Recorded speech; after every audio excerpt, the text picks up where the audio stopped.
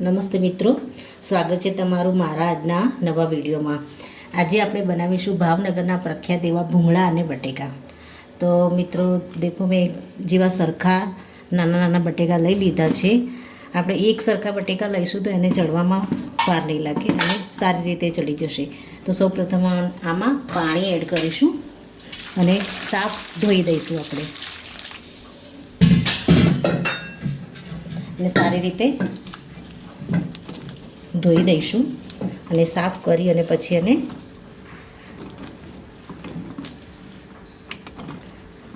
કુકરમાં નાખી દઈશું। કુકરમાં મેં ઓલરેડી 2 ગ્લાસ જેટલું પાણી રેડી દીધું છે। તો મિત્રો, આ બટાકા એકદમ સાફ થઈ ગયા છે। કુકરમાં મેં પાણી મૂકી દીધું છે। હવે આને આપણે ગેસ ઉપર મૂકી દઈશું। 2 સીટી આવે ત્યાં સુધી આપણે તેને શેકવા। તો મિત્રો, આ બટાકા મેં મૂકી દીધા છે। હવે ગેસને ચાલુ કરી દઈશું અને એમાં આપણે થોડું મીઠું એડ કરી દઈશું। હવે કુકરને આપણે બંધ કરી દઈશું અને બટાકાને એકદમ ઓવરકુક નથી કરવાના, આપણે થોડા કઠણ રાખવા નથી, જેથી કરીને વઘાર કરતી વખતે તૂટી ના જાય। હવે 2 સીટી આવે ત્યાં સુધી આપણે એને થવા દઈશું।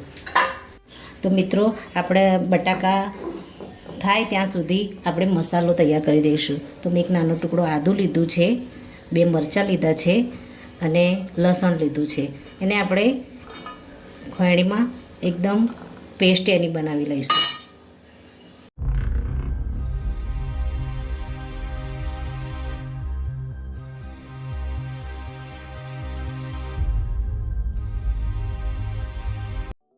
તો મિત્રો, આપણા બટાકા એકદમ બફાઈને તૈયાર થઈ ગયા છે।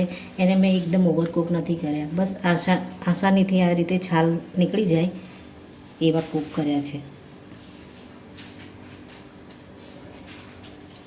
બસ આ રીતે છાલ નીકળી જાય એવા કૂક કરવાના છે। હવે આ બટાકાને આપણે છોલી દઈશું।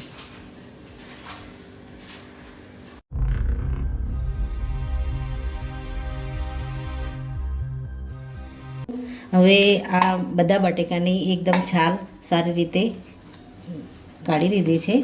હવે આની અંદર આપણે કાશ્મીરી લાલ મરચું થોડું એડ કરીશું। એમાં 2 ચમચી સિંગ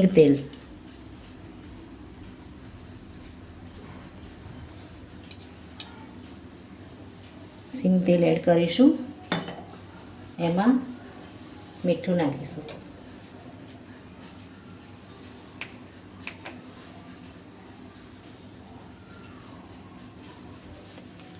હવે આને થોડા આ રીતે પલટાવી દઈશું, જેથી કરીને મરચાંનો કલર એના ઉપર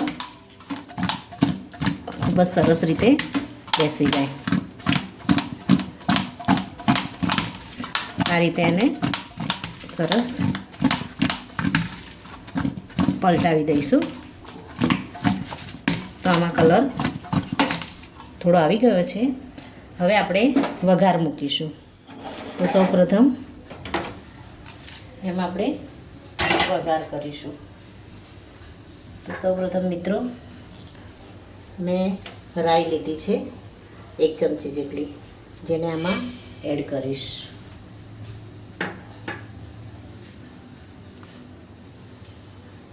રાઈ થોડી થાય ત્યારબાદ તેમાં હું આશરે અડધી વાટકી જેટલું તેલ એડ કરીશ। આપણે રાઈને થોડી થવા દેવાની છે।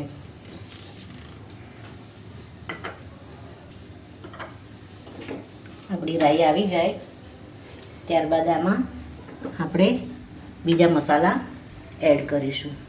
તો મિત્રો, આપણી રાઈ અને તેલ આવી ગયું છે।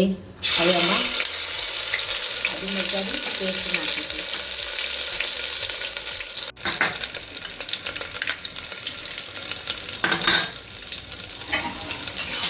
આદુ મરચાંની આપણે પેસ્ટ આમાં એડ કરી દીધી છે. હવે એમાં બીજા મસાલા એડ કરીશું. એમાં અડધી ચમચી જેટલી આપણે હળદર એડ કરીશું. એમાં મેં આ શેકીને જીરું લીધું છે, શેકેલું જીરું એડ કરી દઈશું.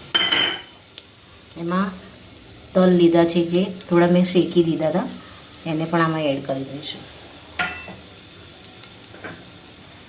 ત્યારબાદ ધાણા જીરું, આશરે મેં 2 ચમચી જેટલું ધાણા જીરું લીધું છે, એને પણ આમાં એડ કરી દઈશું. ગેસને બંધ કરી દેવાનો છે, જેથી કરીને આપણા મસાલા બળી ના જાય. હવે આમાં તીખું મરચું 1 ચમચી જેટલું આપણે નાખીશું. એમાં લીલા મરચાંની અને આદુની પેસ્ટ નાખી છે એટલે તીખું મરચું 1 ચમચી નાખીશું. ત્યારબાદ કાશ્મીરી મરચું અને લસણ અને મિક્સ કરી અને એની મેં પેસ્ટ બનાવી છે, એને આની અંદર એડ કરી દઈશું.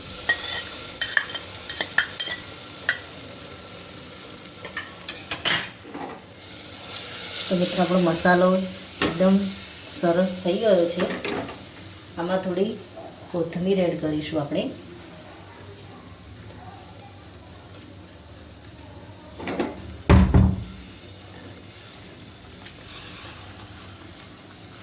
મસાલા આપણે એકદમ થઈ ગયા છે.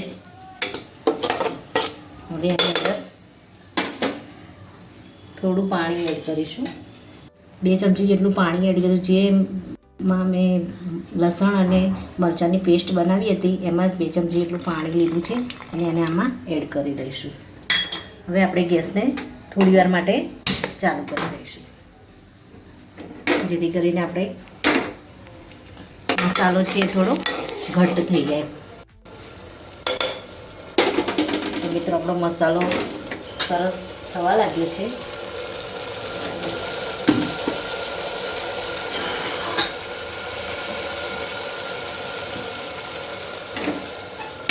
હવે આને એકવાર હલાવી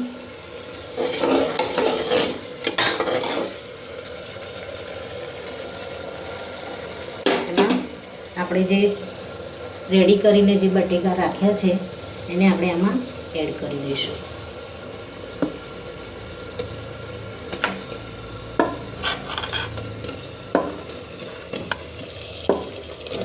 બધા બટાકાને આમાં એડ કરી દઈશું.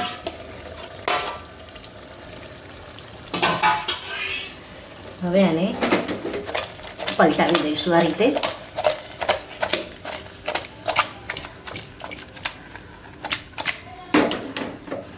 તો મિત્રો સરસ આના ઉપર કલર આવી ગયો છે. હવે આને ઉપરથી થોડા કોથમીરના પાન વઘારી દઈશું. ગેસને મેં મીડિયમ જ રાખ્યો છે, જેથી બટાકાની સાથે મસાલો એકદમ મિક્સ થઈ જાય.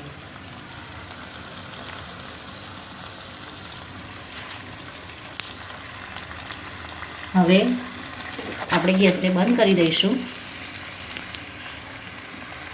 ત્યારબાદ ઉપરથી આપણે અડધું 1 લીંબુ લીધું છે, એનો રસ આની ઉપર એડ કરી દઈશું. હવે એકવાર તેને ફરીથી હલાવી દઈશું. હવે ગેસને બંધ કરવાની જરૂર નથી. આપણા બટાકા સરસ એકદમ થઈ ગયા છે. હવે આપણે તેને સર્વ કરીશું. રેડી છે આપણા ભૂંગળા સાથે ખવાય એવા ભાવનગરના પ્રખ્યાત એવા ભૂંગળા બટાકા, જેને આપણે સર્વિંગ બાઉલમાં સર્વ કરી દઈશું.